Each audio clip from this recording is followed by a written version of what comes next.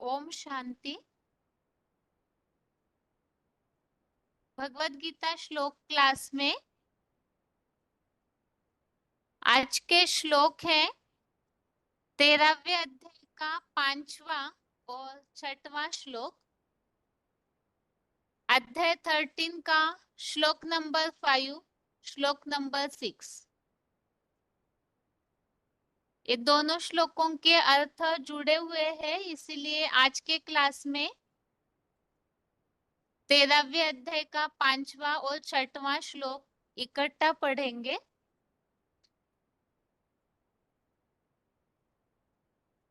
और 13वें अध्याय में क्षेत्र क्षेत्रज्ञ विभाग योग, इस अध्याय में हम समझ रहे हैं क्षेत्र अर्थात जिस तन में परम पिता प्रवेश करते हैं वो अर्जुन का तन मुकर्रर रथधारी, वो क्षेत्र है महाभारी महाभारत युद्ध का, जहां से युद्ध की शुरुआत होती है। और क्षेत्रज्ञ अर्थात उस क्षेत्र को जानने वाले। तो इस अध्याय में हम शुरू से इन बातों को समझ रहे हैं।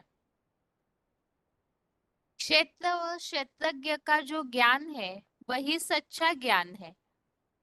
और तीसरे श्लोक में बताया हुआ है कि वो क्षेत्र अर्थात अर्जुन रथ वो प्रैक्टिकल में किस तरह से है, कैसे स्वभाव वाला है, कहाँ का रहवासी है और किस तरह से वो ज्ञान में प्रत्यक्षता रूपी जन्म लेते हैं। तो इन सब बातों का उल्लेख अध्याय 13 के श्लोक नंबर 3 में है। और 13वें अध्याय के ही 34 श्लोक में हमने इस बात को समझा है कि वो एक ही ऐसी हस्ती है जहां से महाभारी महाभारत युद्ध की शुरुआत होती है। तो वही एक हस्ती है जिनकी भक्ति मार्ग में हर जगह पर अलग अलग रीति से महिमा गाई हुई है। वेद मंत्रों में, आरतियों में, स्तुतियों में, अलग अलग ग्रंथों में, उपनिषदों में, आरण्यकों में, इसके अलावा कविताओं में, ग्रामीण गीतों में वो एक ही ऐसा व्यक्तित्व है जो सृष्टि रंगमंच पर इस तरह से चारों युगों में पार्ट बजाते हैं कि उनकी ही महिमा इस रंगमंच पर गाई हुई है। और मुरलियों में भी जिसके लिए उल्लेख आता है, इस सृष्टि पर सदा कायम तो कोई चीज है नहीं, सदा कायम एक शिव बाबा ही है। तो परम पिता के कार्य के लिए जो साकार तन निमित्त बनता है वही श्रीमद् भगवत गीता में अर्जुन का रथ गाया हुआ है। वो अर्जुन रथ अर्थात कोई लकड़ी का या धातु का रथ नहीं, बल्कि शरीर को ही रथ कहा है। और वही महाभारी महाभारत युद्ध का धर्म क्षेत्र कर्म क्षेत्र भी है, जहां से युद्ध की शुरुआत होती है। अभी आज के इन दोनों श्लोकों में ये क्षेत्र और किन गुणों से युक्त है उसे समझते हैं।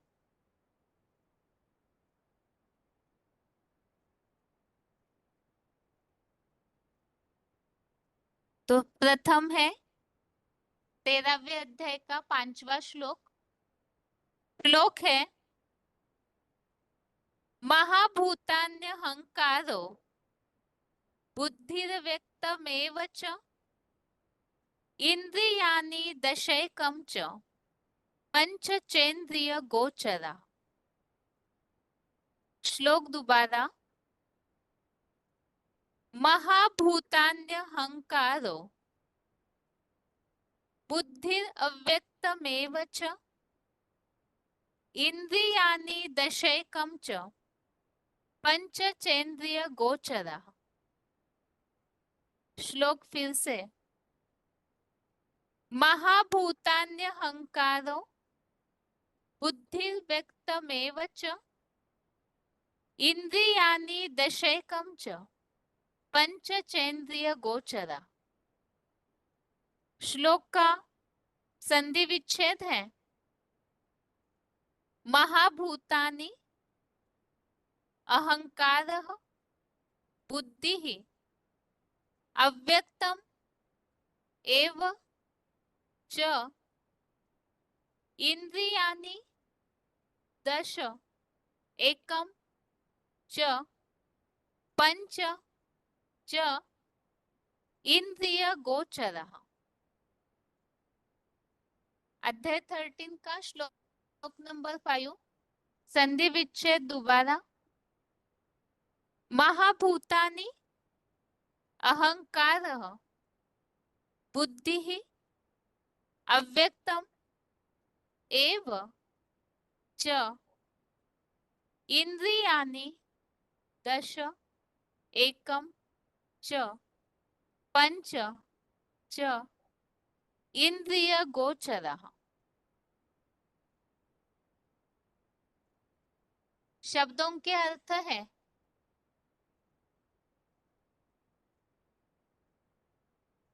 महाभूतान्यहंकारः अर्थात महाभूत अहंकार। बुद्धि अर्थात बुद्धि। च एव अर्थात ऐसे ही। एक अर्थात एक। अव्यक्तम अर्थात अव्यक्त मन।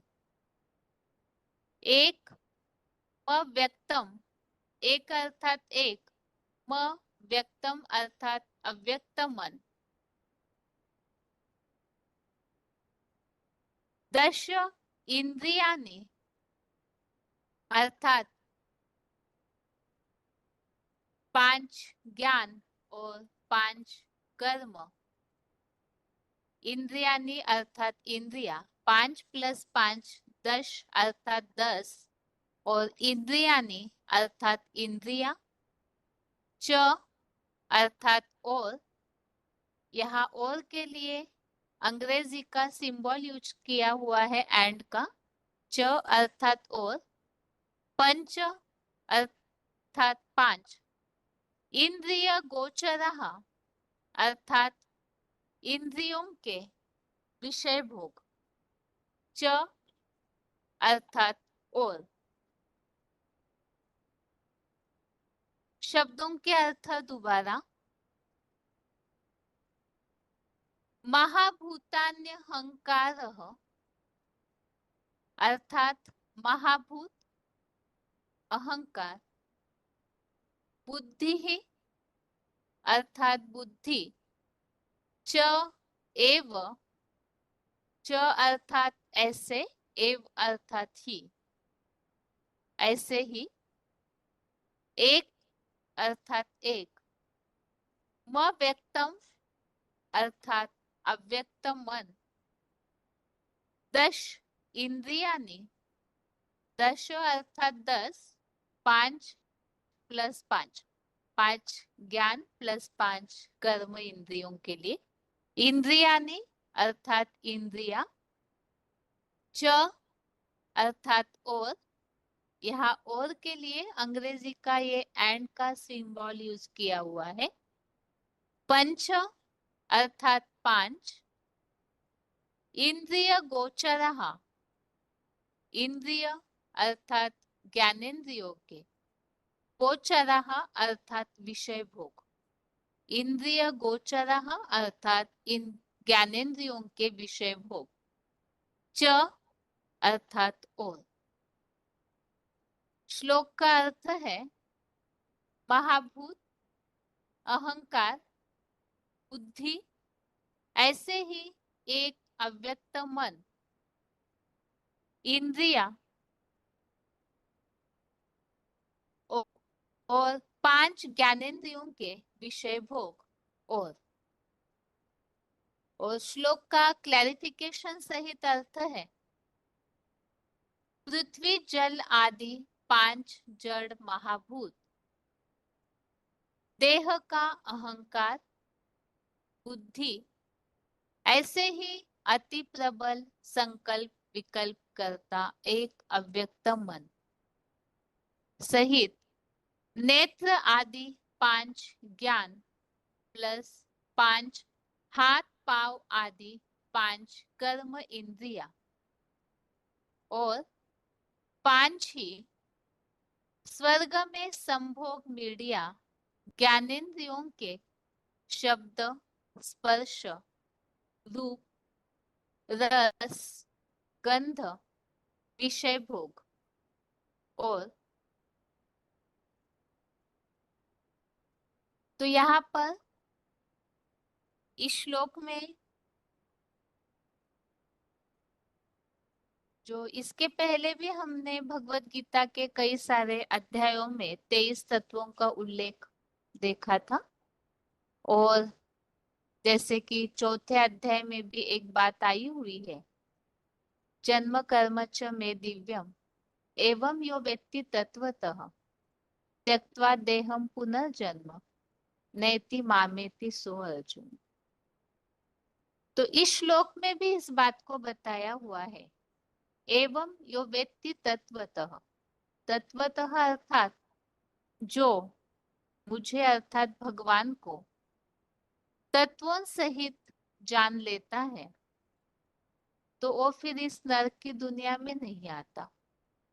तो ये तत्वों सहित अर्थात क्या, इसे ही समझने के लिए हमने ये 13वें अध्याय के 5वें श्लोक को समझा था। यहाँ पर जो तत्व सहित जानना अर्थात ही इस शरीर में कुल जो 23 तत्वों का उल्लेख है,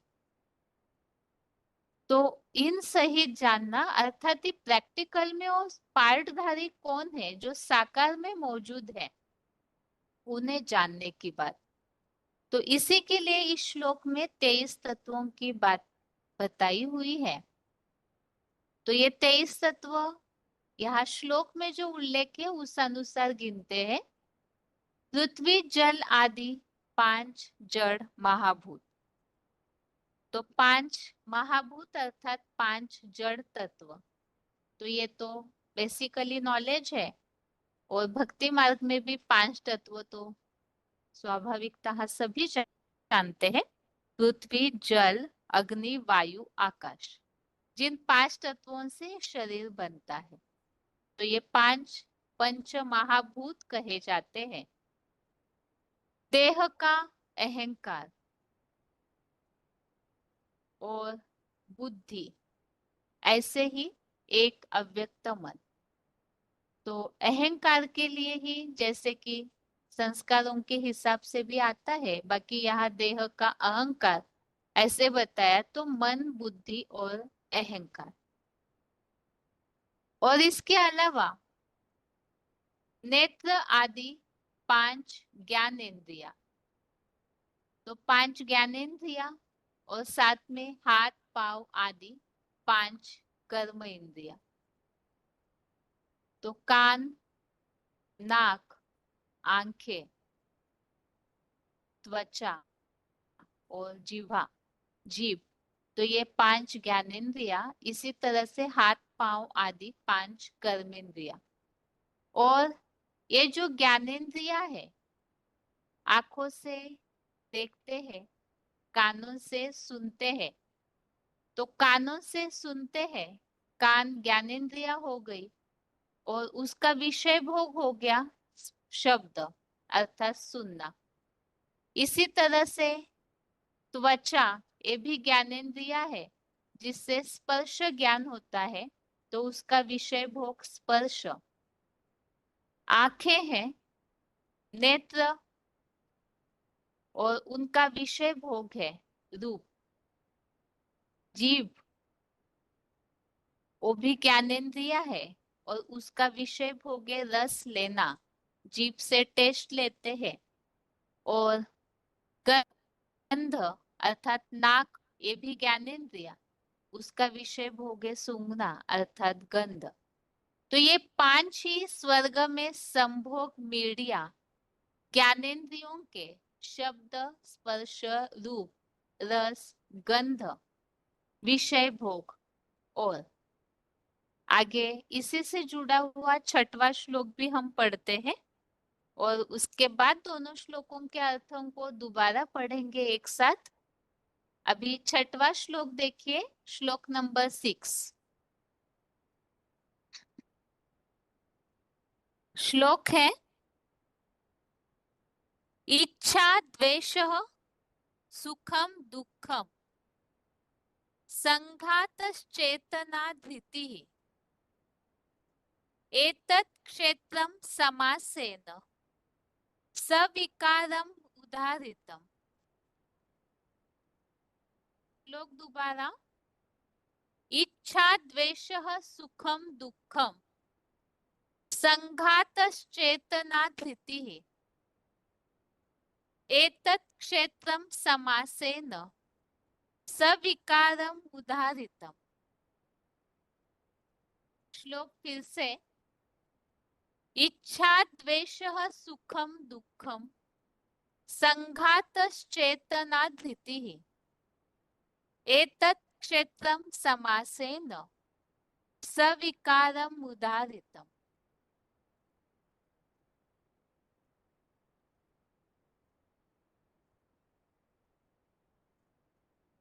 श्लोक का संधि विच्छेद है, इच्छा द्वेषः सुखम दुःखम संघातः चेतना धृतिः एतत् क्षेत्रं समासेन सविकारम उदाहृतम्।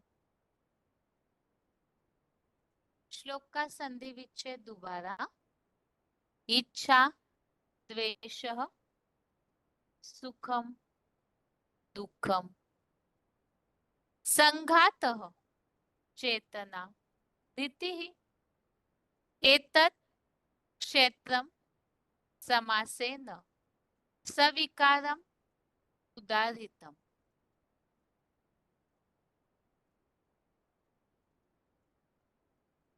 शब्दों के अर्थ है, इच्छा अर्थात इच्छा, द्वेष अर्थात द्वेष, सुखम अर्थात सुख, दुखम अर्थात दुख, चेतना अर्थात चेतना, धृति अर्थात धारणा शक्ति, संघातः अर्थात समुदाय, एतत् अर्थात यह, समासेन अर्थात संक्षेप में, सविकारम अर्थात विकार सहित, क्षेत्रम अर्थात क्षेत्र, उदाहृतम अर्थात कहा गया है।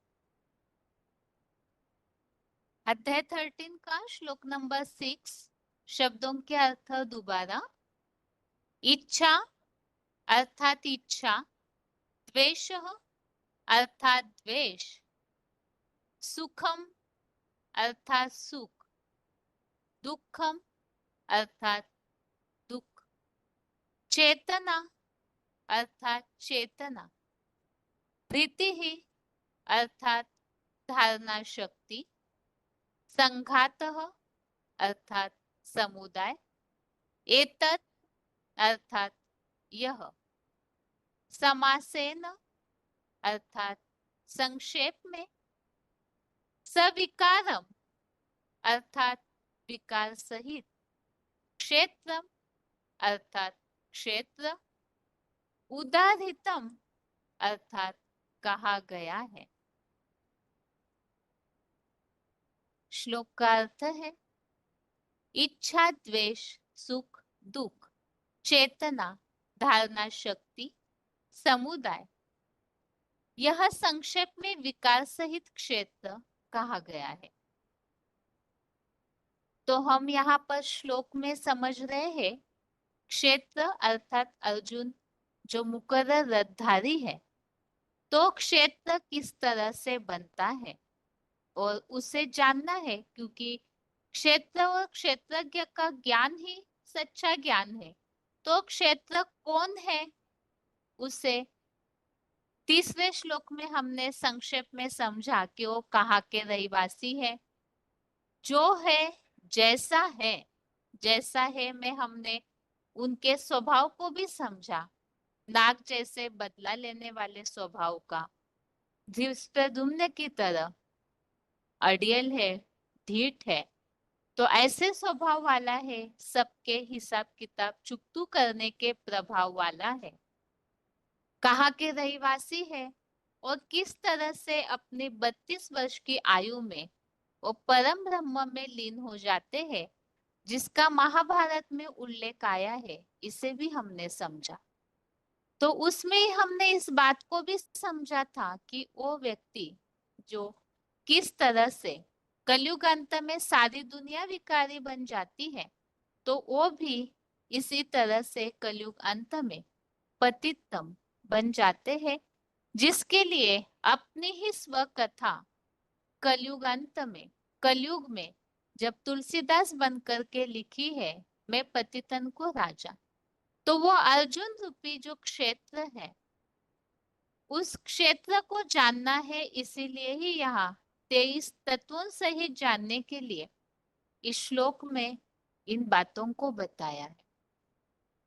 तो छठवें श्लोक का क्लैरिफिकेशन सहित अर्थ है, इच्छा, द्वेष, सुख, दुख, चेतना, धारणा शक्ति और ऊपर वर्णित, अर्थात पांचवें श्लोक में जो 23 तत्वों का वर्णन है, 23 जो तत्व उल्लेखित है,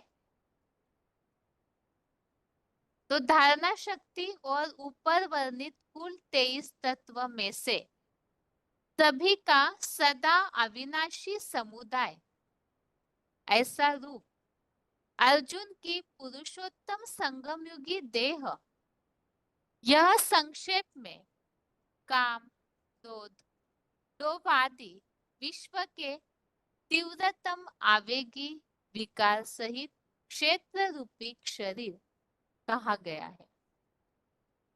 तो यहाँ तो कलयुग अंत में सभी अपने से माया का युद्ध करते ही हैं। तो उनमें अव्वल नंबर में वो आत्मा पतितन का राजा है, तो सबसे पहले उनके लिए बताया वो विकार सहित क्षेत्र रूपी शरीर कहा गया है। इसमें हमने पॉइंट जब समझे थे तीसरे श्लोक में, तो उसमें हमने समझा था कि ज्ञान में आने के पहले अज्ञानता की जो स्टेज है, उस समय वो व्यक्तित्व ऐसे है, क्योंकि पहले नंबर का अव्वल नंबर का ब्राह्मण है, वही अव्वल नंबर का देवता भी, अव्वल नंबर का क्षत्रिय भी बनते हैं, वैश्य भी बनते हैं, तो अव्वल नंबर का शूद्र भी। हर युग में जो हनुमान चालीसा में उल्लेखित है, चारों युग प्रताप तुम्हारा है प्रसिद्ध जगत उजियारा, तो हर युग में वो अव्वल नंबर में होते हैं। तो उनके ही इस क्षेत्र रूप की जानकारी में यहाँ जो बातें बताई हुई है, सभी का सदा अविनाशी समुदाय, ऐसा रूप अर्जुन की पुरुषोत्तम संगम युगी देह। तो दोनों श्लोकों के अर्थों को एक बार फिर से इकट्ठा पढ़ते हैं। अध्याय 13 का श्लोक नंबर 5 और 6, दोनों श्लोकों का अर्थ, पृथ्वी जल आदि 5 जड़ महाभूत, देह का अहंकार, बुद्धि, ऐसे ही अति प्रबल संकल्प विकल्प करता एक अव्यक्त मन सहित नेत्र आदि 5 ज्ञान और हाथ पांव आदि 5 कर्म इंद्रिया ही और पांचों ही स्वर्ग में संभोग मीडिया ज्ञानेन्द्रियों के शब्द, स्पर्श, रूप, रस, गंध, विषय भोग और इच्छा, द्वेष, सुख, दुख, चेतना, धारणा शक्ति और ऊपर ऊपरी वर्णित कुल 23 तत्व में से सभी का सदा अविनाशी समुदाय रूप अर्जुन की पुरुषोत्तम संगम युगी देह, यह संक्षेप में काम, क्रोध, लोभ आदि विश्व के तीव्रतम आवेगी विकार सहित क्षेत्र रूपी शरीर कहा गया है। तो यहाँ 23 तत्व, इसे तो हमने समझा। 5 तत्व जिससे शरीर बनता है, मन, बुद्धि, अहंकार, ये 3 जो आत्मा की शक्तियां है, सूक्ष्म इंद्रिया समझिए।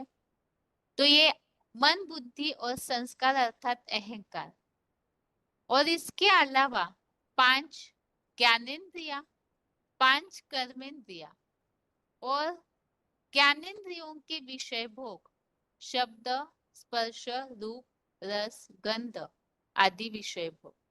यहाँ जो उल्लेख आया है स्वर्ग में संभोग मीडिया, ज्ञानेंद्रियों के विषय भोग। तो स्वर्ग में, जैसे कलयुग में तो कर्मेंद्रियों से विकारी बन जाते हैं, पतित बन के नीचे गिरते हैं, लेकिन स्वर्ग में बताया ज्ञानेंद्रियों के द्वारा ही संतान उत्पत्ति होती है। तो स्वर्ग में संभोग मीडिया ज्ञानेंद्रिय, अर्थात जैसे मुरलियों में बाबा मोर मोरनी का उदाहरण देते हैं कि वो कर्मेंद्रियों के कनेक्शन के बिना मोरनी जो है वो आंसू पी करके मोर के फिर गर्भ धारण करती है, तो पवित्र माना जाता है, इसीलिए मोर को राष्ट्रीय पक्षी। तो इसी तरह से देवताएं भी जो है वो ज्ञानेंद्रियों से ही सृष्टि तैयार करते हैं। तो इसीलिए बताया स्वर्ग में संभोग मीडिया ज्ञानेंद्रियों के विषय भोग। और इसके अलावा इच्छा, द्वेष, सुख, दुख, चेतना, धारणा शक्ति, तो ये अंदर से जो गुण या तो धारणाएं या तो संस्कारों में ये जो बातें समाई हुई होती है, तो इन सब का समुदाय 23 तत्व, और साथ में इच्छा, द्वेष, सुख, दुख, चेतना, धारणा शक्ति, इन सब का जो अविनाशी समुदाय है, तो ये सारा मिलकर के ही अर्जुन का ये शरीर रूपी क्षेत्र बना हुआ है।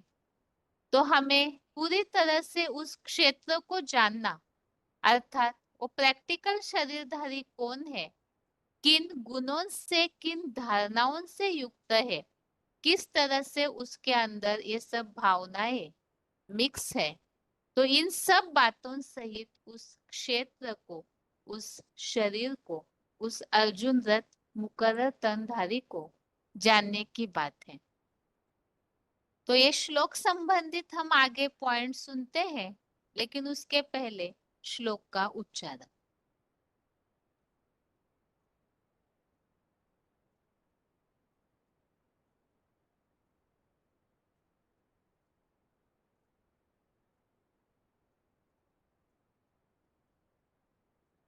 आगे इस श्लोक संबंधित ही रेफरेंस श्लोक भी है, तो उसे देख करके फिर उच्चारण सुनते हैं।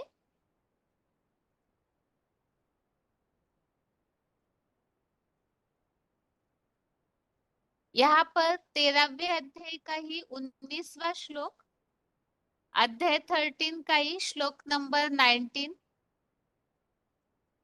श्लोक में जो बातें आई हुई है 23 तत्वों की, तो यहाँ पर दैहिक महाभूतादि 23 तत्वों वाली लिंग रूपा अनादि अविनाशी प्रकृति से उत्पन्न हुआ जानो। 13वें अध्याय में पूरी तरह से क्षेत्र की ही जानकारी दी हुई है।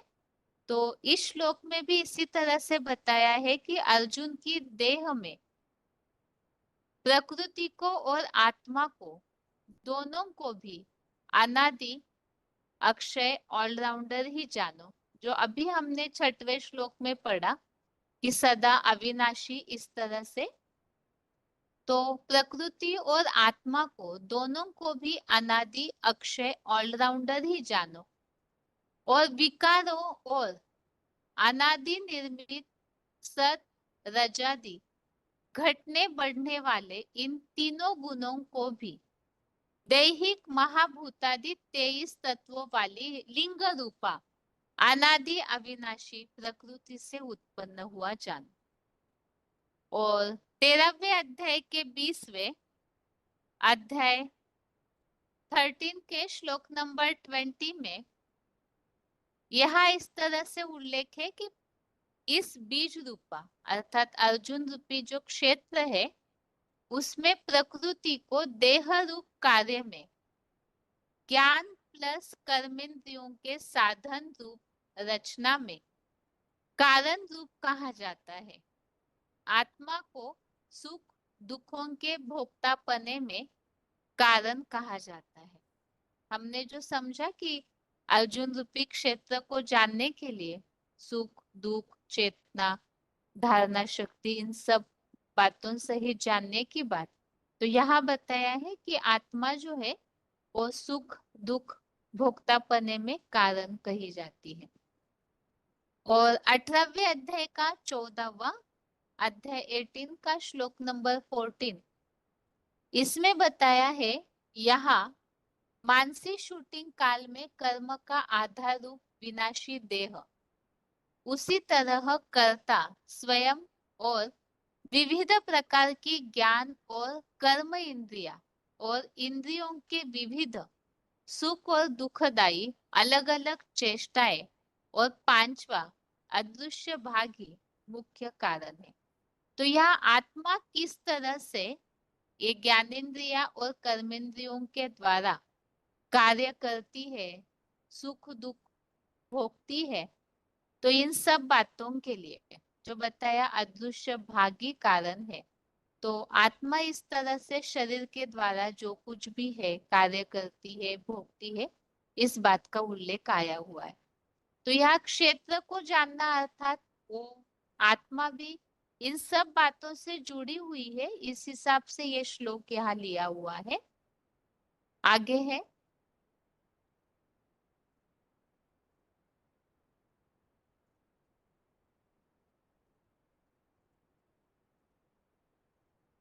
15वें अध्याय का 7वां अध्याय 15 का श्लोक नंबर 7 प्राणियों वाली सृष्टि में मेरा ही सनातन प्राणियों वाली सृष्टि में कल्प पूर्व के पुरुषार्थ निर्मित योगीश्वर का योगेश्वर अर्थात महादेव अर्थात ही अर्जुन रूपी रथ मेरा ही सनातन बुद्धि रूप शिव नेत्री अंश अपरा प्रकृति में स्थित जड़त्वमयी बुद्धि को मन सहित 6 ज्ञानेंद्रियों को भी जगत पिता महादेव द्वारा योग बल से खींचता है। और 15वें अध्याय का 8वां अध्याय 15 का श्लोक नंबर 8 जो आज के श्लोक में हमने ये बात समझी है कि सदा अविनाशी, तो इसमें मन बुद्धि और अहंकार की जो बात आई है ज्ञानेन्द्रिया कर्मेंद्रिया इन सब बातों की जो बात आई है कि वो अविनाशी है, तो इसी संबंधित यहाँ जैसे 15वें अध्याय के 8वें श्लोक में ये बात आई है,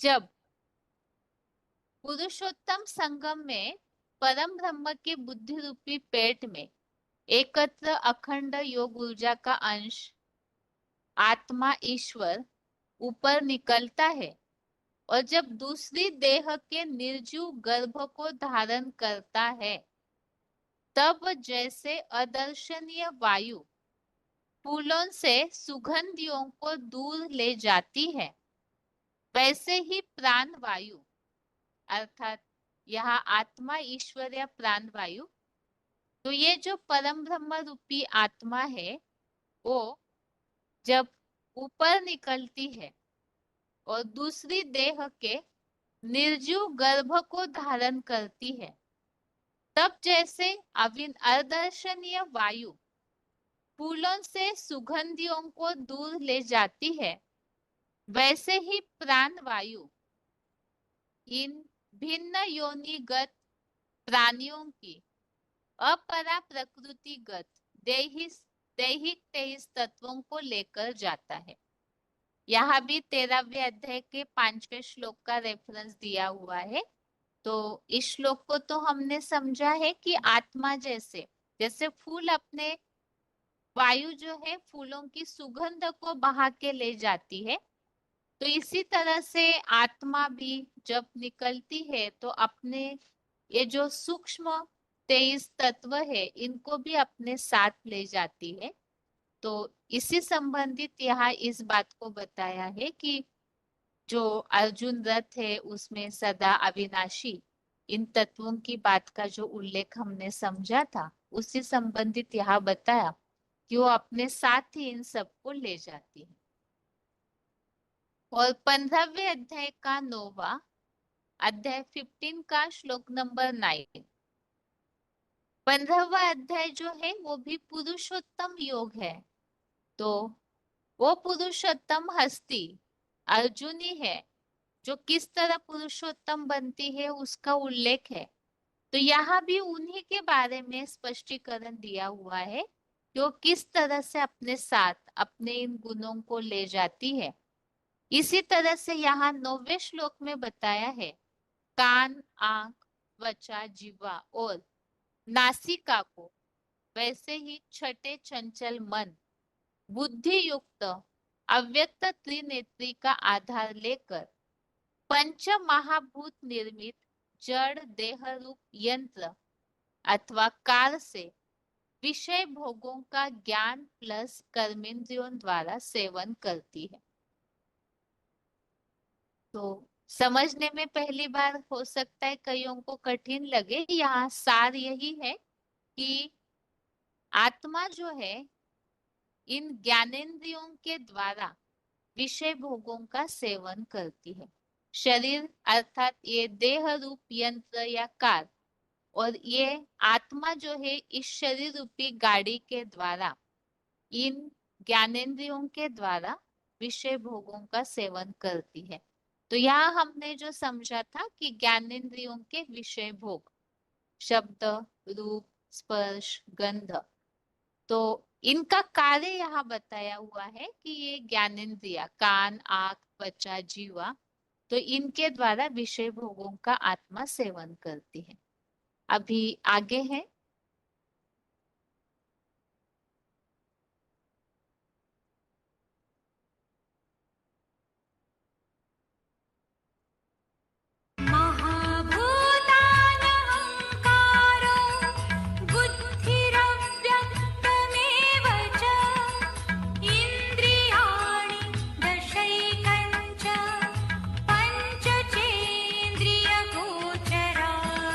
पृथ्वी जलादि 5 जड़ महाभूत, देह का अहंकार, बुद्धि, ऐसे ही अति प्रबल संकल्प विकल्प करता एक अव्यक्त मन सहित नेत्रादि 5 ज्ञान प्लस हाथ पांववादि 5 कर्म इंद्रियां और 5 ही स्वर्ग में संभोग मीडिया ज्ञानेंद्रियों के शब्द, स्पर्श, रूप, रस, गंध, विषय भोग।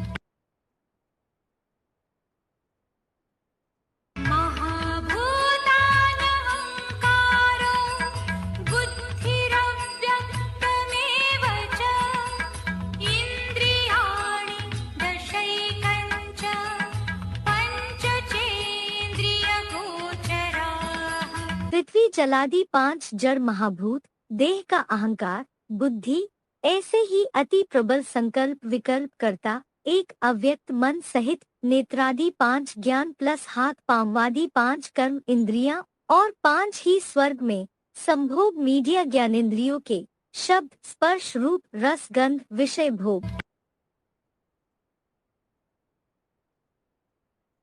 इच्छा द्वेष सुखं दुःखं संघातश्चेतनाधृतिः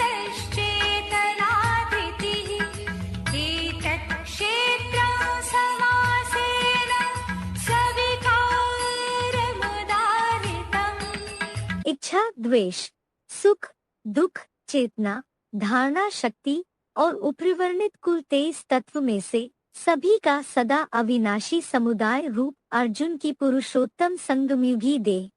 यह संक्षेप में काम, क्रोध, लोभादि विश्व के तीव्रतम आवेगी विकार सहित क्षेत्र रूपी शरीर कहा गया।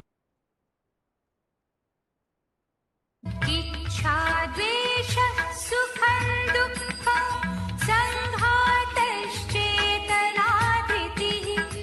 एतत् क्षेत्रं समासेन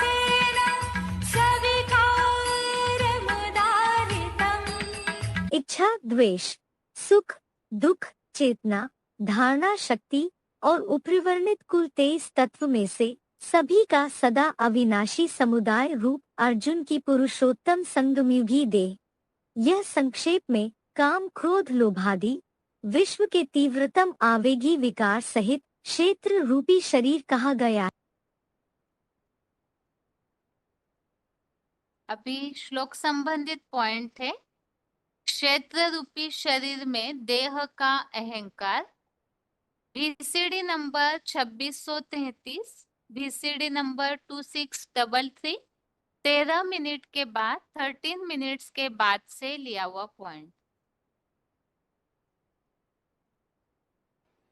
इस दुनिया में जितने भी पार्टधारी हैं, जन्म जन्मांतर पार्ट बजाने वाले, उनमें सब में अहंकार तो जरूर होता है। क्या क्या होता है? बुद्धि होती है, मन होता है, अहंकार होता है, पंच महाभूत भी होते हैं, पृथ्वी, जल, वायु, अग्नि, आकाश। 10 इंद्रियां होती है ना। तो और 10 इंद्रियों की इंद्रियों से जो भोग मिलते हैं, विषय भोग है, जैसे आंखों को क्या अच्छा लगता है? बढ़िया बढ़िया रूप मिले, चाहे प्रकृति की छटा मिले, चाहे चैतन्य मिले, बढ़िया बढ़िया रूप मिले। माने इंद्रियों को जो है ना प्राप्ति, तो ये सभी आत्माओं के अंदर है, मनुष्य आत्माओं के अंदर खास।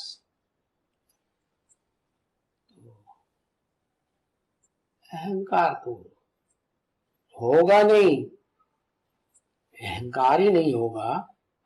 क्या अहंकार? तो मैं आत्मा भी कुछ हूं। ये अहंकार नंबरवार होगा कि सब में एक जैसा होगा? है नंबरवार होगा। अव्वल नंबर किस में होगा?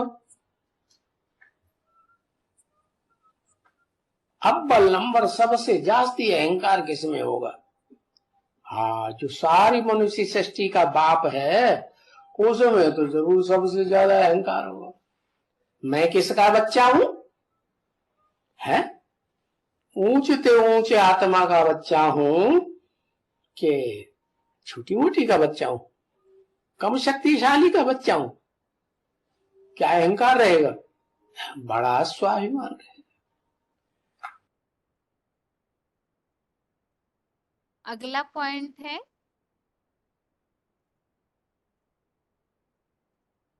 कुल 23 तत्व। VCD number 3352, VCD number 3352।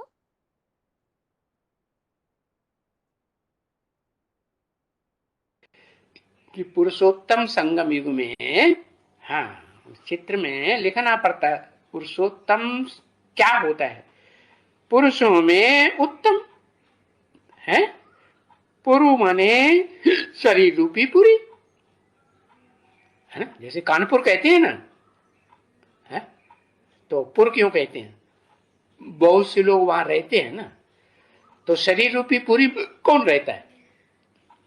हाँ, ये जो भी 23 तत्व है ना, वो शरीर रूपी पुरी में निवास करते हैं कि नहीं? मालूम कौन कौन से 23 तत्व हैं? पृथ्वी, जल, वायु, अग्नि, आकाश, ये जड़ तत्व भी। तो देखो, ये जो जैसे कानपुर बताया है, या जगन्नाथपुरी भी एक शहर है, वो पुरी कह दिया। पुर कहो, पुरी कहो, जहाँ बहुत लोग रहते हैं उसको पुर कहते हैं। तो ये शरीर में भी है, ये ढेर सारे तत्व हैं कि नहीं है? अगर चैतन्य शरीर है, चैतन्य आत्मा बोलती चालती है, तो उसमें कितने तत्व हैं बताए ना? 5 तत्व तो ये मुख्य, और फिर इनकी तन्मात्राएं है। इनके गुण कौन कौन से? शब्द, स्पर्श, रूप, रस, गंध, ये भी है। तो 10 हुए ना, है? हाँ। और फिर मन, बुद्धि, अहंकार। ऐसा कोई मनुष्य होगा जिसको अपनी देह का अहंकार न हो? है? होगा?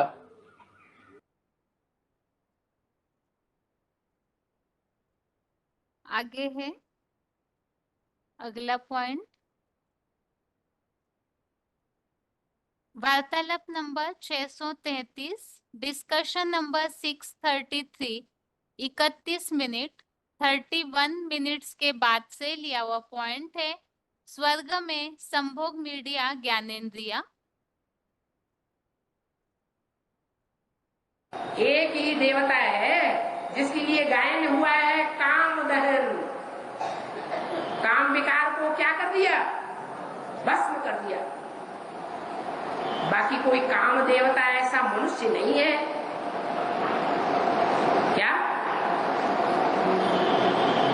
अपने अंदर की जो काम वृत्तियां हैं मनुष्य के अंदर, वो राजयोग के द्वारा उन काम वृत्तियों को भस्म कर दिया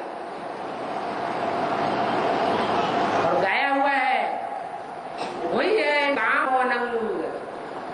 जो नई सृष्टि होगी उसमें वो काम वासना वाली, मार करने वाली हिंसक इंद्रियां काम नहीं करेंगी। वो भ्रष्ट इंद्रियों का कार्य है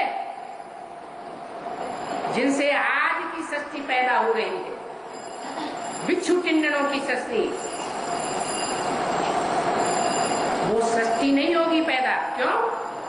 क्योंकि वहां काम की मार करने वाली इंद्रियां ही नहीं होगी। सतयुग और त्रेता में जहां हे कृष्ण नारायण का राज्य होता है, राम का राज्य होता है, वहां श्रेष्ठ इंद्रियों से संतान होती है। श्रेष्ठ इंद्रियों में भी सबसे श्रेष्ठ इंद्रियां कौन सी है? नेत्र। जैसे व्यास को दिखाया गया है, व्यास ने जो सृष्टि पैदा की पूर्ववंश में, वो कौन सी सृष्टि थी? भ्रष्ट इंद्रियों की सृष्टि थी क्या? आंख के प्यार से, आंख के स्नेह से, जो दुनिया की सबसे बड़ी शक्ति है। प्यार से कोई को भी मारा जा सकता है, द्वेष से कोई मरे ना मरे। तो ये आंखें इंद्रियों में सबसे श्रेष्ठ इंद्रियां। 2 प्रकार की इंद्रियां होती है, एक कर्म इंद्रियां और दूसरी ज्ञान इंद्रियां। कौन सी श्रेष्ठ है? ज्ञान इंद्रियां श्रेष्ठ है। और उन ज्ञान इंद्रियों की जो पैदाइश होती है, उस पैदाइश की भी मान्यता आज भी भारत में चली आ रही है। हमारे भारत का जो श्रेष्ठ से श्रेष्ठ पक्षी है, राष्ट्रीय पक्षी, वो कौन माना जाता है? क्यों? क्योंकि उसके देह अभिमान की पूछ मार करने वाला देह अभिमान नहीं होता है। इतनी श्रेष्ठ पूछ है कि वो ऐसा ज्ञान का डांस करती है जो सबको देखने में तबीयत प्रसन्न हो जाती।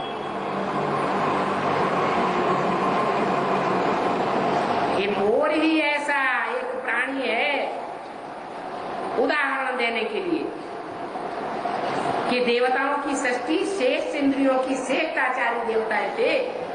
देवताएं भ्रष्टाचारी नहीं होते। वो श्रेष्ठाचारी देवताएं श्रेष्ठ इंद्रियों के मुख के प्यार से संतान पैदा करते थे। भ्रष्ट इंद्रियों से संतान पैदा नहीं होती थी उस समय। इसलिए जिसका आदि अच्छा होगा उसका अंत भी अच्छा होगा। आगे है क्षेत्र रूपी शरीर में चेतना, जो छठवें श्लोक में हमने उल्लेख समझा है, इच्छा, द्वेष, सुख, दुख, चेतना, धारणा शक्ति, तो ये भी उस क्षेत्र रूपी शरीर में है। तो उसमें से क्षेत्र रूपी शरीर में चेतना। VCD number 2754, VCD number 2754, 7 minute 7 minutes के बाद से लिया हुआ पॉइंट।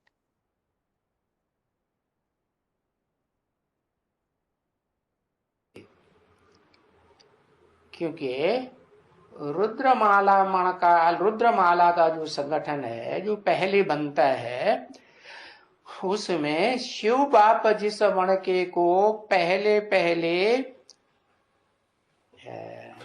टटोलता है, क्योंकि उसे क्या प्रिय है, कल बताया, ज्ञानी तू आत्मा मुझे विशेष प्रिय है।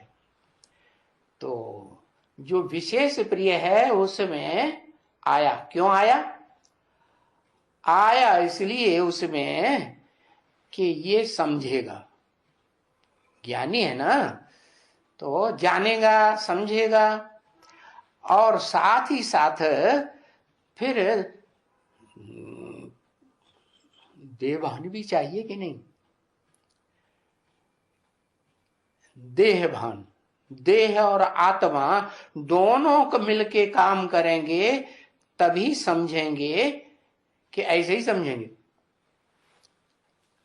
है? समझेंगे, समझाएंगे, सुनेंगे, सुनाएंगे, तो वो तो तभी होगा जबकि शरीर और आत्मा का मेल हो। तो जो आदम है वो आत्मा तो है ही, सारी भोगी आत्माओं का बीज, और सारी भोगी आत्माओं के जो शरीर हैं, उन शरीरधारियों का भी बीज है ना? लेकिन वो तो एक ही है। इस साकार सृष्टि में जब एक ही है, तो पहले पहले उसमें प्रधानता किसी चीज की है? आत्मशक्ति की, चित्त शक्ति की प्रधानता है, या जड़त्वमयी शक्ति की प्रधानता है?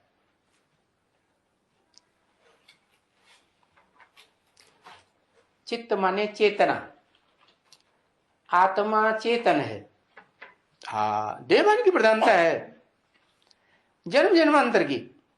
हाँ, तो जन्म जन्मांतर की देखेगा ना वो, उसमें जानता है कि जन्म जन्मांतर की चेतना इसी आत्मा में है। तो उसका आधार तो लिया, लेकिन इस अंतिम जन्म में जो शरीर है वो दुर्योधन दुशासन का है या कन्या माता का शरीर है? दुर्योधन दुशासन का शरीर है ना। तो आगे है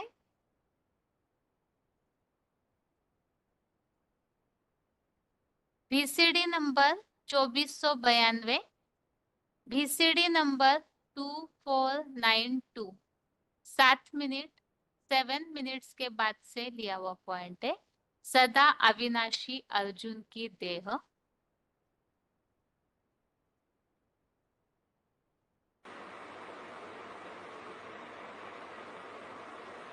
क्षेत्रीय हुआ अर्जुन, उस क्षेत्र का जानकार भी होगा, क्षेत्रज्ञ। उस शरीर रूपी रथ का जानकार इस सृष्टि पर कोई आत्मा नहीं होती कि वो शरीर रूपी रथ इस संसार में क्या है, कौन है, क्या पार्ट बजाता है। वो क्षेत्रज्ञ मैं हूं। मैं कौन? शिव, जो जन्म मरण के चक्र से न्यारा है। इसलिए उस अविनाशी शरीर रूपी क्षेत्र कहो, रथ कहो, जैसे आत्मा अविनाशी है, लेकिन वो शरीर भी उस आत्मा का अविनाशी है। इस षष्ठी रूपी रंगमंच पर वो आत्मा जरूर कोई न कोई शरीर लेकर के ही सृष्टि पर रहती है। कल्पांत काल में सब शरीरों का विनाश हो जाएगा, लेकिन उस आत्मा के शरीर का विनाश नहीं होगा। अगला पॉइंट है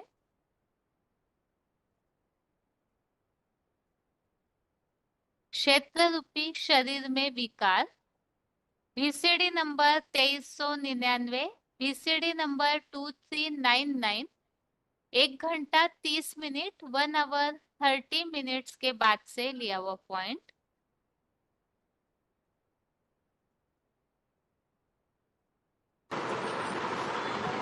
परंतु जैसे इस दुनिया का हिसाब है, दुनिया की हर वस्तु का, हर चीज का, हर व्यक्ति का हिसाब है कि 4 अवस्थाओं से जरूर पसार होती है।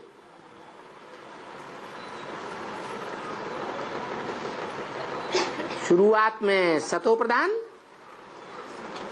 और अंत में तमो प्रधान।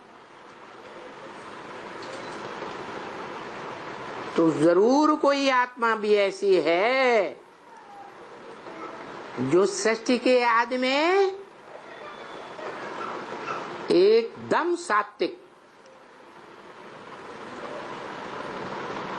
और सबसे जास्ती सात्विक,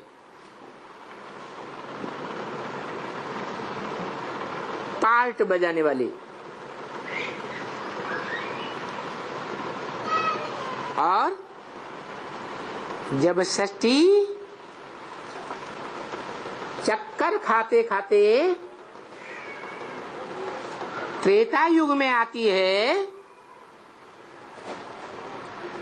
जहां क्षत्रिय वर्ण उभरता है, उस क्षत्रिय वर्ण में भी अव्वल नंबर का क्षत्रिय, ऐसे ही द्वापर के आदि में अव्वल नंबर का है वैश्य, विशियस, पहला विशियस या दूसरे तीसरे चौथे नंबर और बाद वाले नंबर, पहला विशियस।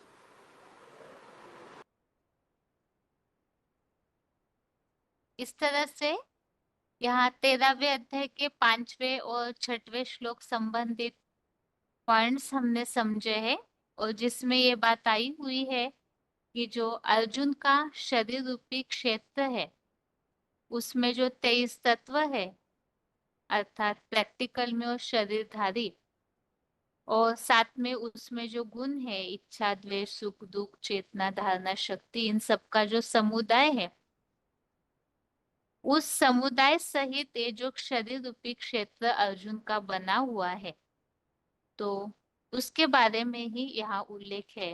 क्योंकि ऊपर ही हमने समझा है कि क्षेत्र और क्षेत्रज्ञ का जो ज्ञान है वही सच्चा ज्ञान है।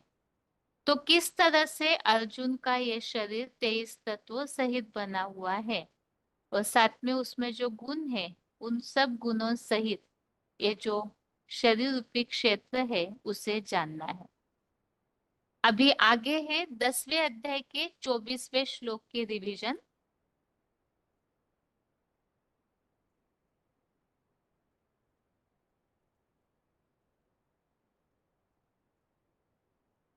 अध्याय 10 का श्लोक नंबर 24, जहां हम अलग अलग श्लोकों में विभूतियों के बारे में समझ रहे थे। तो यहाँ अगली विभूतियों का वर्णन दिया हुआ है। श्लोक है पुरोधसाम च मुख्यम माम विद्धि पार्थ बृहस्पतिम सेनानीनाम अहम स्कंदः सरसामस्मि सागर। श्लोक दोबारा। पुरोधसां च मुख्यं मां विद्धि पार्थ बृहस्पतिम् सेनानीनाम् अहं स्कंदः सरसामस्मि सागरः। अर्थात पृथ्वीश्वर, पुरोहितों में सबका मुखिया, पतियों का पति सद्गुरु बृहस्पति देव मुझे जान। मैं ज्ञान शस्त्रों से सज्जित सेनापतियों में 6 सप्तर्षियों की कृतिकाओं से पोषित कार्तिकेय और सरोवरों में धरणीपति रूप ज्ञान जल का विशालतम सागर हूँ। तो यहाँ श्लोक में उन विभूतियों के बारे में बताया है। बृहस्पति देव, शास्त्रों में ऐसे माना जाता है कि बृहस्पति देव ये देवताओं के गुरु है। तो उसी के लिए बताया कि पुरोहितों में सबका मुखिया, पतियों का पति अर्थात बृहस्पति, सबसे बड़े से बड़ा पति, वो भी भगवान ही है और वही देवताओं के गुरु सद्गुरु बृहस्पति भी है। इसी तरह से कार्तिकेय के लिए बताया, जो देवताओं का सेनापति माना जाता है। तो ज्ञान शस्त्रों से सज्जित सेनापतियों में 6 सप्तर्षियों की कृतिकाओं से पोषित, कृतिकाओं से 6 कृतिकाओं से कार्तिकेय की पालना हुई। तो एक कृतिकाएं अर्थात बताया 6 धर्मों से, जो अलग अलग धर्मों की आत्माएं हैं जिनमें वो संस्कार समाये हुए हैं। एडवांस कोर्स में कल्पवृक्ष के चित्र में 6 धर्मों के अलग अलग जो संस्कार बताए जाते हैं। तो उन 6 सप्तर्षियों की कृतिकाओं से पोषित कार्तिकेय और सरोवरों में धरणीपति रूप ज्ञान जल का विशालतम सागर। तो इन विभूतियों के बारे में यहाँ बताया हुआ है। जहाँ सद्गुरु बृहस्पति देव का उल्लेख है, इसके लिए ही यहाँ श्लोक लिया है रेफरेंस के लिए, अध्याय 11 का 43, जिसमें इस बात का उल्लेख आया है। पूजनीय सर्वोत्तम साकार में एकमात्र सद्गुरु आप हो। जो विराट रूप में, जब विराट रूप जिस साकार तन द्वारा प्रत्यक्ष होता है, तो वो गुरु भी है। और वही यहाँ 10वें अध्याय में भी विभूतियों के रूप में बताया बृहस्पति देव।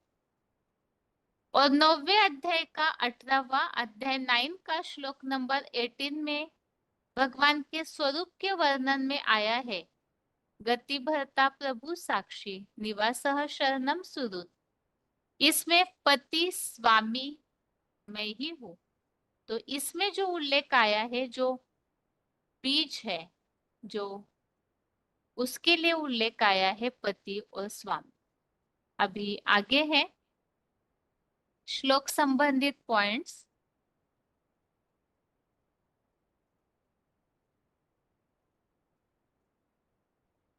इस श्लोक में भी भगवान द्वारा विभूतियों का कथन किया हुआ है।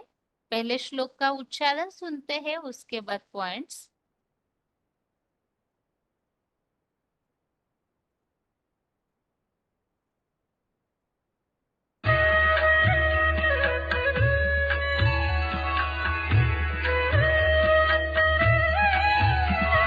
पुरोधसाञ्च मुख्यं मां विद्धि पार्थ बृहस्पतिं सेनानीनामहं स्कन्दः सरसामस्मि सागर। पार्थ पुरोधसाम मुख्यम बृहस्पतिम माम विद्धि। पृथ्वीश्वर, पुरोहितों में सबका मुखिया बृहस्पति देव मुझे जान। अहम सेनानी नाम स्कंद, मैं सेनापतियों में कार्तिकेय। च सरसाम सागरः अस्मि, और सरोवरों में सागर हूँ। पार्थ पुरोधसाम मुख्यम बृहस्पतिम माम विद्धि। अहम सेनानी नाम स्कंदः च सरसाम सागरः अस्मि। भावार्थ, पृथ्वीश्वर, पुरोहितों में सबका मुखिया, पतियों का पति, सद्गुरु बृहस्पति देव मुझे जान। मैं ज्ञान शस्त्रों से सज्जित सेनापतियों में 6 सप्तर्षियों की कृत्तिकाओं से पोषित कार्तिकेय और सरोवरों में धरणी पतिरूप ज्ञानजल का विशालतम सागर हूँ। जब सारी सृष्टि में विप्लव होता है, अगला पॉइंट है VCD नंबर 317, VCD नंबर 317। पुरोहितों में सबका मुखिया, पतियों का पति, सद्गुरु बृहस्पति।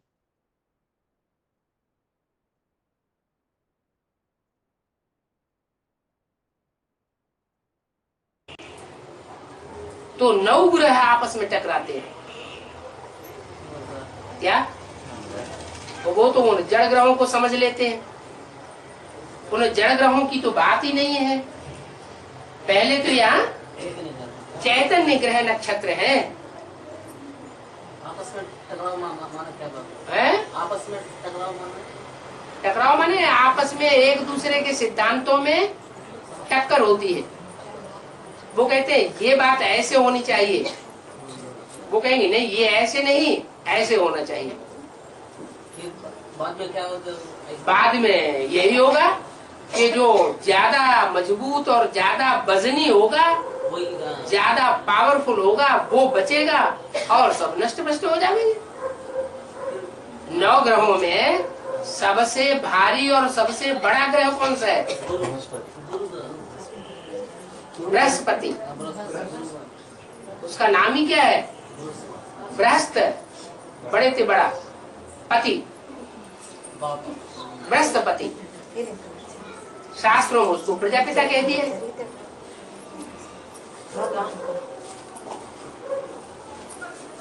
वो शिव बाबा ने उसे प्रजापिता कह दिया है और शास्त्रों में उसे प्रजापति कह दिया है, दक्ष प्रजापति।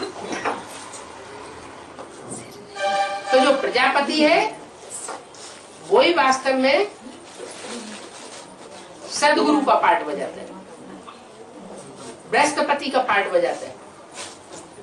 और जिसको भगवान का संरक्षण मिला हुआ हो मुकर्रर रूप से, उसे डरने की कोई बात है नहीं, इसलिए वो भारी पड़ जाता है। भारी पड़ जाने के कारण जो और ग्रह टकराते हैं उनकी टक्कर का उसके ऊपर कोई असर नहीं पड़ता। तो बाकी ग्रह नक्षत्र सब टकरा के खलास हो जाते हैं। खलास होने के बाद उसमें मर्ज हो जाते, सरेंडर हो जाते। और अभी भी वो टकराहट अंदर अंदर जारी है, जिसे कहते हैं शीत युद्ध। जो ग्रह 9 है। अगला पॉइंट है पतियों का पति बृहस्पति, VCD नंबर 2128 2128, 44 मिनट के बाद से लिया हुआ पॉइंट।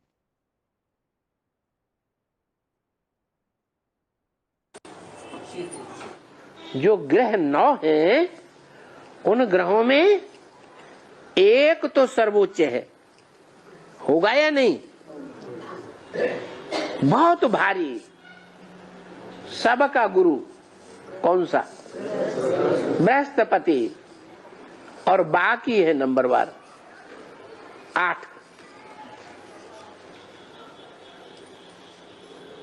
तो बृहस्पति जैसे पावरफुल पति होंगे, हैं? पतियों के पति तो एक ही गाया हुआ है। बाकी जो है, पति का अर्थ क्या है? पति का अर्थ है रक्षक, पाति, जो रक्षा करता है।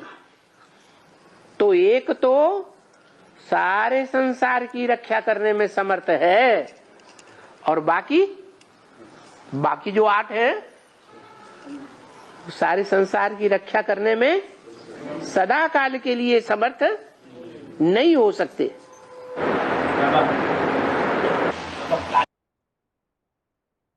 अगला पॉइंट है स्कंद, जो श्लोक में शब्द आया हुआ है सेनानीनाम अहम स्कंद। तो स्कंद अर्थात VCD number 2048 VCD number 2048 54 minute के बाद से लिया हुआ पॉइंट।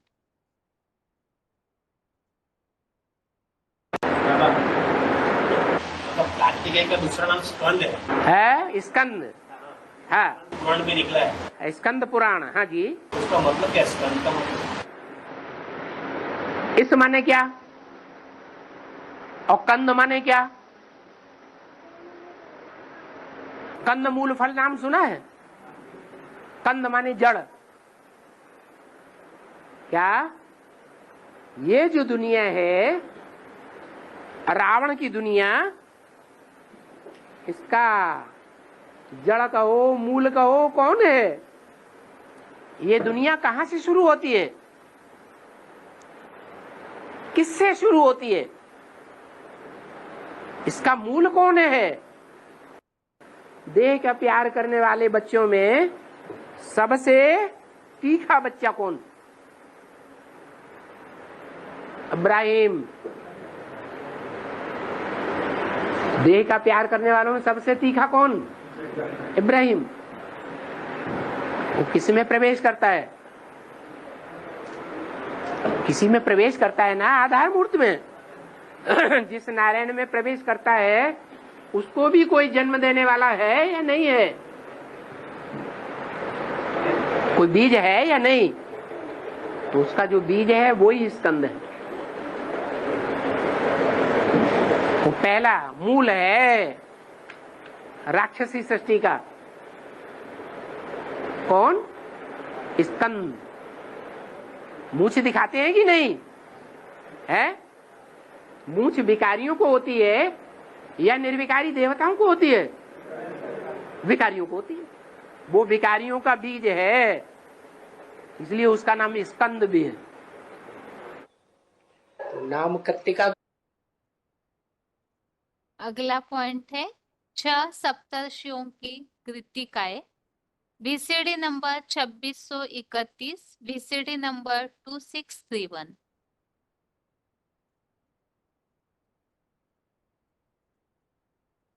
इसलिए उसका नाम स्कंद भी है।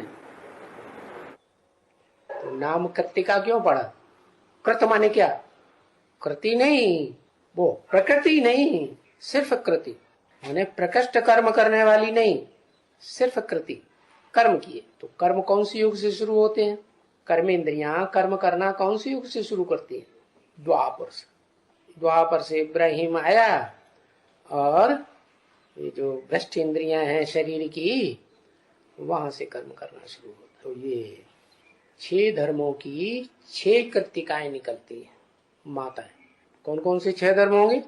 इस्लामी, बौद्धी, क्रिश्चियन, सन्यासी, मुस्लिम, सिख। ठीक है ना? ये 6 जो हैं पक्के आस्तिक है। 7वां जो आर्य समाज है वो आधा आस्तिक है आधा नास्तिक है, उसको छोड़ दो। तो वो 6 धर्मों की जो 6 आधार मूर्त माताएं हैं ना, वो ही कृतिकाएं। कर्म को ज्यादा महत्व देते हैं, कर्म इंद्रियों के कर्म को। ज्ञान इंद्रियों को उतना महत्व। 6 आत्माएं, वो 6 माताएं 6 धर्मों से कनेक्टेड हुई ना, वो ही कृतिकाएं हैं। तो शिव बाबा का बच्चा शंकर और शंकर के बच्चे। अगला पॉइंट है सेनापतियों में 6 कृतिकाओं से पोषित Kartikeya. VCD number 1761, VCD number 1761 46 minute के बाद से लिया हुआ पॉइंट।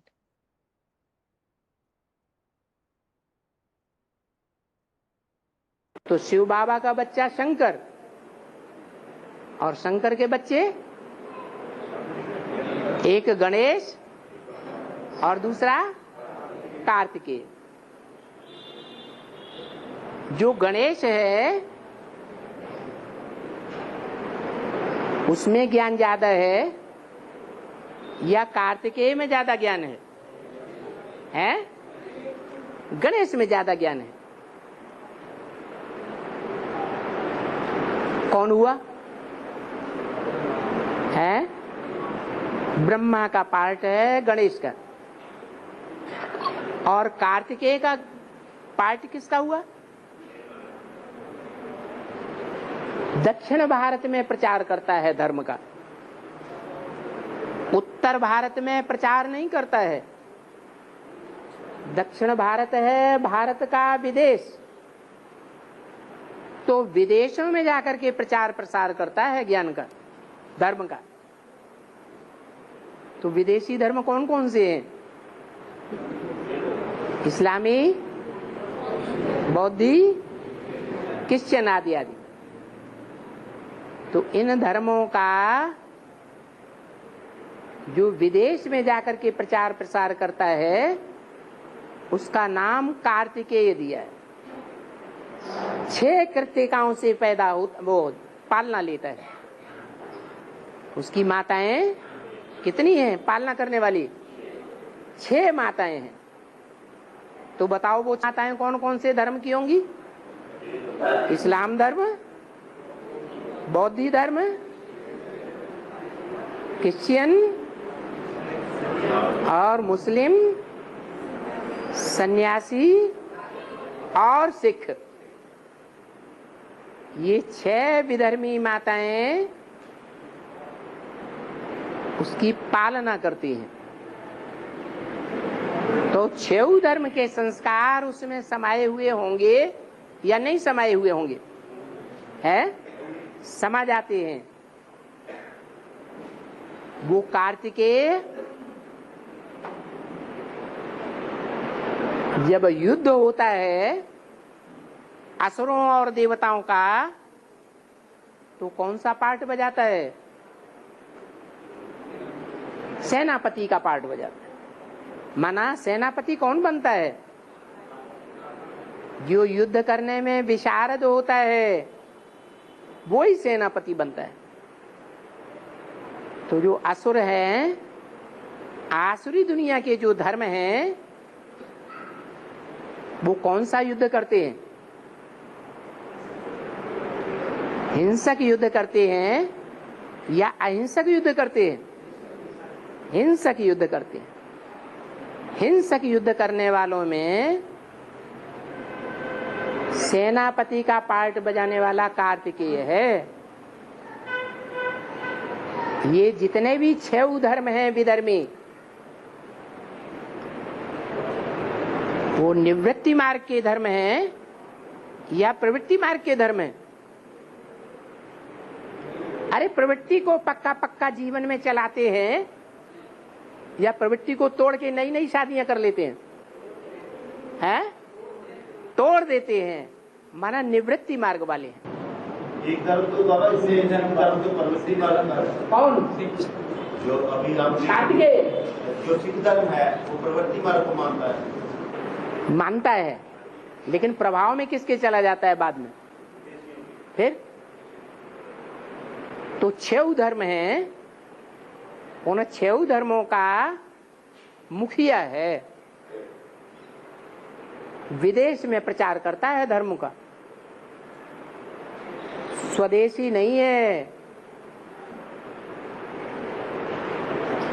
लेकिन उन धर्मों में सबसे जास्ती पवित्रता का पालन करने वाला कार्तिकेय है। उसे कार्तिकेय कहो, भीष्म पितामह कहो, गंगा पुत्र कहो। गंगा के किनारे कौन से धर्म वालों का जमघट लगता है? सन्यासियों का। तो उन सन्यासियों में मुख्य सन्यासी कौन सा गाया हुआ है? भीष्म पितामह। ये भीष्म पितामह वो ही है जो शिव बाबा के ब्रह्मा में प्रवेश करने के बाद ब्रह्मा की मानसी सृष्टि के 4 पुत्र पैदा होते हैं। वो चारों 4 धर्मों के बीज रूप हैं। पहला है देवी देवता सनातन धर्म का बीज, बाकी 3 विदेशी धर्मों के बीज, निवृत्ति मार्ग के धर्मों के बीज, उनमें मुख्य पार्ट बजाने वाला बीज कौन हुआ? अरे कार्तिकेय। 6 धर्मों की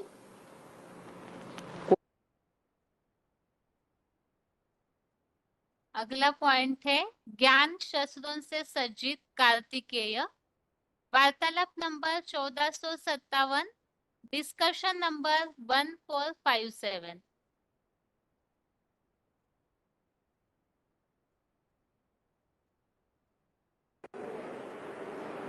छह धर्मों की कोई विशेष शक्तियां होंगी या नहीं होंगी? हैं? जो विशेष शक्तियां हैं उनको सहयोग देने वाली वो ही 6 कृतिकाएं हैं, जो उसकी एडवांस के जीवन में पालना कर रही हैं। वो एडवांस में अभी बाप का ज्ञान नहीं लेता है, उसकी बुद्धि में बैठता ही नहीं। भले बीच बीच में जाता है, कंपल में भट्टी करता है, वापस आता है, फिर ढोल मजीरा बजाना शुरू कर देता है। कहीं मंदिर में जाता है, कहीं मस्जिद में जाता है, कहीं गुरुद्वारे में जाता है, भक्ति मार्ग में ही जाता है। बस जा करके अपने मनमत के आधार पर ज्ञान की टिक टिक टिक टिक कर करके सुनाता रहता है। तो ज्ञान की टिक टिक करता है तो नामकरण क्या पड़ गया है? कार्तिक। उसमें एडवांस के आज में भी कर्नाटक में आकर के जो ज्ञान की टिक टिक की, उससे एडवांस में ढेर के ढेर निकल पड़े सतो प्रधान स्टेज में। उस समय उसकी सात्विक स्टेज थी। वो समय की निकली हुई आत्माएं कर्नाटक की, आंध्र प्रदेश की अभी भी एडवांस में काम आ रही है। सेनाओं में सेना। अगला पॉइंट है मैं सेनापतियों में कार्तिकेय हूँ। वार्तालाप नंबर 1536, डिस्कशन नंबर 1536।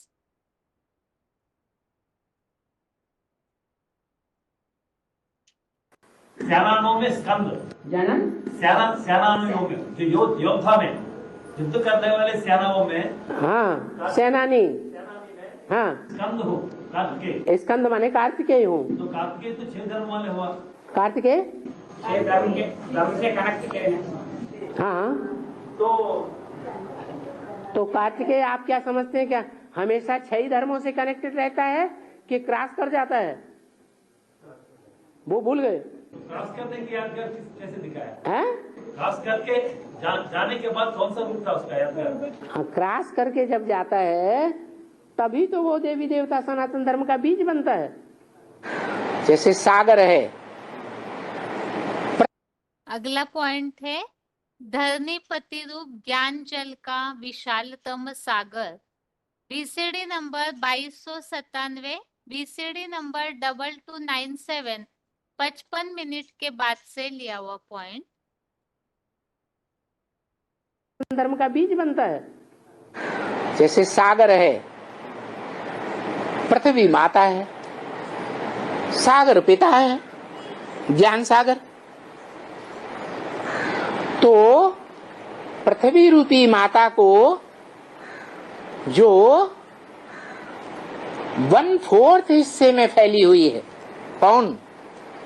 पृथ्वी। और 4 गुने हिस्से में, 3 गुने हिस्से में कम से कम सागर फैला हुआ है। तो कौन किसकी गोद में समाया हुआ है? पृथ्वी माता माता है और सागर पिता है। कौन किसको गोद में लेगा? पिता माता को गोद में लेकर बैठा है। माता रचना है ना पहली। पुरुष की पहली रचना कौन होती है? माता। तो माता जो जगत माता कही जाती है, जगत जननी कही जाती है, उस जगत जननी धरणी माता को, धरती माता को या प्रकृति कहो, उस प्रकृति माता को गोद में लेकर बाप बैठा हुआ है। वो तो जड़ है कि चैतन्य है? जड़ है। लेकिन चैतन्य माता पिता कौन है? इस सृष्टि में पहले पहले, सृष्टि के आदि में पहले पहले माता पिता कौन है? जगदम्बा और जगत पिता। गाया हुआ है शास्त्रों में, जगतम पितरम वंदे पार्वती परमेश्वरो। जो सारे जगत के, सारे विश्व के माता पिता हैं, एडम और ईव के रूप में, शारीरिक रूप में माने जाते हैं। ज्ञान का सागर इसलिए। अगला पॉइंट है, सरोवरों में ज्ञान जल का विशालतम सागर हूँ। BCD number 598, BCD number 598, 55 minute के बाद से लिया हुआ पॉइंट।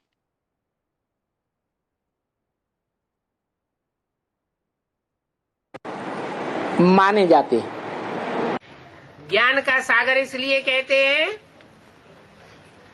कि सागर में सब नदियां आकर के मिल जाती हैं। सब नहरें आकर के सागर में मिलती हैं। बड़े बड़े सरोवर भी सागर में मिल जाते हैं। झीलें, नाले सब सागर में जाकर के मिलते हैं। गड्ढे गड़ीचियां सब सागर में मिलते हैं।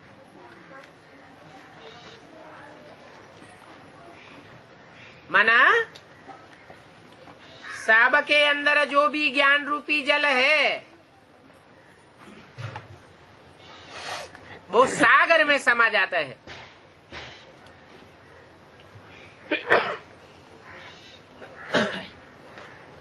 सागर एक है। मनुष्यों ने अनेक नाम दे दिए हैं। अनेक नाम क्यों दे दिए हैं?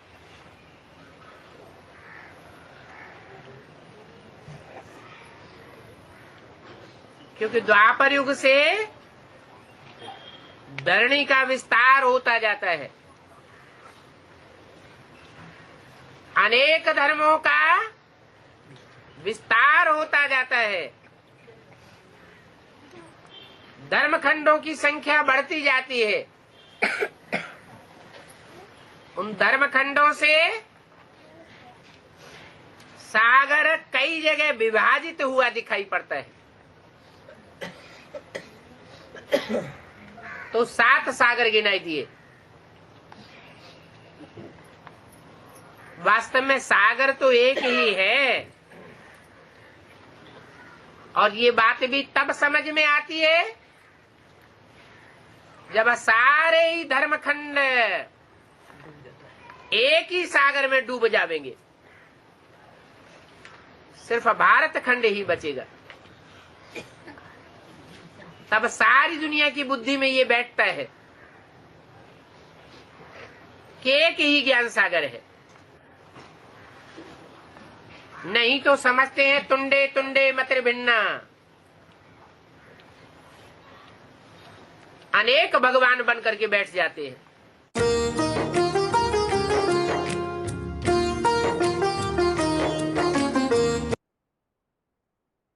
अभी आज के श्लोक को एक बार पढ़ के आज का क्लास पूरा करते हैं। 13वें अध्याय का 5वां और 6वां श्लोक दोनों इकट्ठा ही पढ़ेंगे। महाभूतान्य हंकारो बुद्धिर अव्यक्तमेव च इंद्रियाणि दशैकम च पंचचेन्द्रिय गोचरः। छठवां श्लोक है इच्छा द्वेषः सुखम दुःखम संघातश्चेतना धृतिः एतत् क्षेत्रम समासेन सविकारम उदाहृतम। श्लोक फिर से महाभूतान्यहंकारो बुद्धिर्व्यक्तमेव च इंद्रियाणि दशैकं च पंचचेन्द्रिय गोचरः इच्छा द्वेषः सुखम दुःखम संघातश्चेतना धृतिः एतत् क्षेत्रम समासेन सविकारम उदाहृतम। अर्थात पृथ्वी जल आदि 5 जड़ महाभूत, देह का अहंकार, बुद्धि, ऐसे ही अति प्रबल संकल्प विकल्प करता एक अव्यक्त मन सहित नेत्र आदि 5 ज्ञान और हाथ पांव आदि 5 कर्मेंद्रिया और पांचों ही स्वर्ग में संभोग मीडिया ज्ञानेन्द्रियों के शब्द स्पर्श रूप रस गंध विषय भोग और इच्छा द्वेष सुख दुख चेतना धारणा शक्ति और ऊपरी वर्णित कुल 23 तत्वों में से सभी का सदा अविनाशी समुदाय रूप अर्जुन की पुरुषोत्तम संगमयुगी देह, यह संक्षेप में काम क्रोध लोभादि विश्व के तीव्रतम आवेगी विकार सहित क्षेत्र रूपी शरीर कहा गया है। तो कलयुग अंत में परमपिता अर्जुन रथ का आधार लेते हैं, तो वो अर्जुन रथ की खासियत यहाँ बताई हुई है। किस तरह से 23 तत्वों और साथ में इच्छा द्वेष सुख दुख इन सब बातों का समुदाय उस क्षेत्र रूपी शरीर में होता है। और इस संबंधित ही जहाँ 23 तत्व मौजूद है, किस तरह से ज्ञानेन्द्रियों के द्वारा जो शब्द स्पर्श आदि जो विषय भोग है, इनके द्वारा किस तरह आत्मा कार्यशील होती है, इन सब बातों के उल्लेख जहां जहां श्लोकों में आए हैं, उन्हीं श्लोकों को हमने रेफरेंस श्लोक के तौर पे देखा है। आगे सिर्फ रेफरेंस श्लोक के नंबर रिवाइज किए जाएंगे।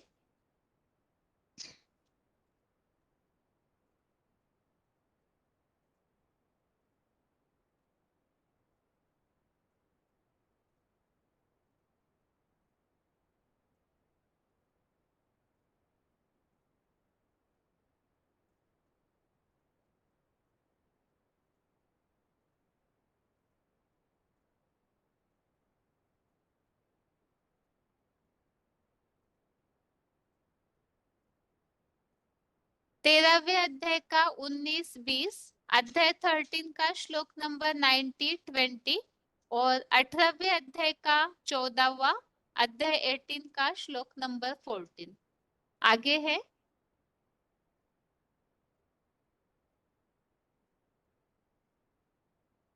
15वें अध्याय का 7वां 8वां 9वां अध्याय 15 का श्लोक नंबर 7, 8, 9।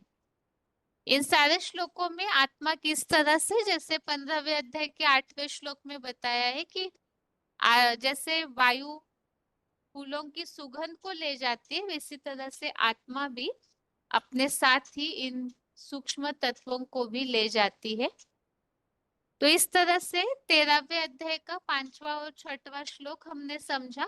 अर्जुन रूपी जो क्षेत्र रूपी शरीर है, उनकी खासियत और 7वें और 23 तत्वों का किस तरह से संघात वाला शरीर बनता है। और इसके साथ ही आज के लिए गीता क्लास यहाँ तक ही। ओम शांति।